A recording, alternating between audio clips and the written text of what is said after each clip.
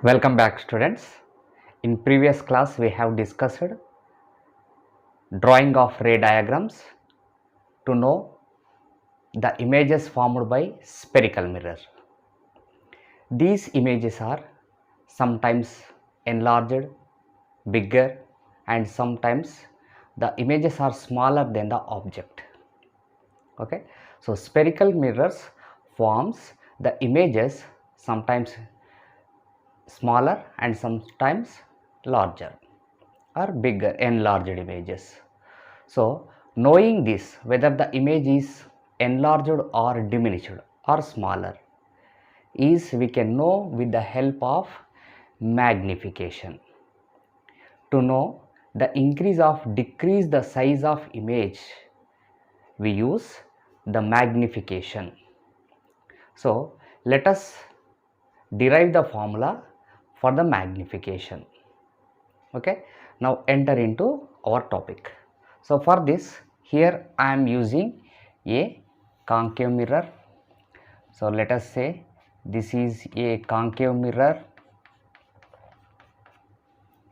and principal axis, pole, focal point, center of curvature. Then here if I place a object, let us say this object O dash. So as usually we are taking two light rays to know where the image is formed. This is the parallel light ray parallel to the principal axis incidenting on the mirror. After reflection it passes from focal point or focus. Then one more light ray, here I am taking the light ray which incidents at pole. So the light ray which incident at pole. So this is the light ray which is incidenting at pole with the same angle it gets reflected. So this is the reflected light ray. These two reflected light rays intersecting here. Then here the image is formed. Let us say this image is I dash. So this is O dash is the object and I dash is the image. In ray diagrams already we have observed, if the object is outside C, the image is formed between a point C, inverted and diminished image, and that image is real image because two reflected light rays are intersecting. So the intersecting point, the image is formed. So now let us derive the formula for the magnification. So here we can observe two triangles here. One is O dash P and the second one is I dash P. I dash P. If you observe these two triangles are similar. So triangle O dash P and I dash P, triangle I dash P. Two triangles are similar. So we know that we can write I dash by O dash and Pi by PO. Now what is I dash and what is O dash? Pi PO. Then here I dash, this is height of the image Hi. So we know that as per sign convention the image is below the principal axis. So this image should be taken as minus, negative value. Then what is O dash? OO dash. Here OO dash is the height of the object.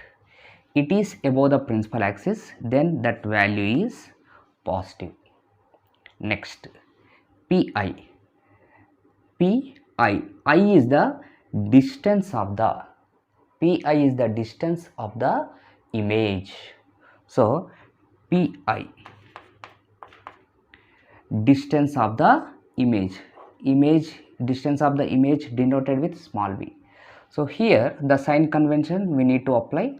So here the incident light ray is left side and we are measuring from P to I, right side, opposite to, we are measuring the distance of image opposite to incident light ray. So this value has to be taken as negative. Next, PO. What is PO? PO is nothing but distance of object. Object distance is denoted with U. Then it is also distance of object, we measure it from P to O. So opposite to incident light ray. So this is also negative value. So let us say this equation is first one. We are substituting all these values in the equation 1. Then minus Hi by Ho, then minus V, Pi means minus V by PO means minus U. Okay, this is nothing but magnification. So here minus minus get cancelled, M equal to Hi by Ho equal to minus V by U. So this is the formula for the magnification. So with the help of this formula we can know that whether the image is enlarged or diminished. And also here we can know this formula also can be used for if heights of the object and any distance, image distance or object distance are given, then we can know the unknown object, unknown distance. So the object distance is not given and the remaining 3 are given. So by substituting them with the help of this formula we can know the distance of object. So this is the formula.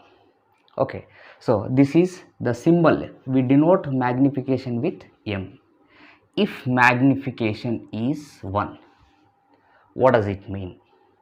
When will the magnification equal to 1? Okay, whenever a object and a image forms at the same distance, the distance of the image and distance of the object is both are equal, then the ratio becomes 1. So M is equal to 1, or height of the object and height of the image and height of the object both are equal, then the magnification is 1.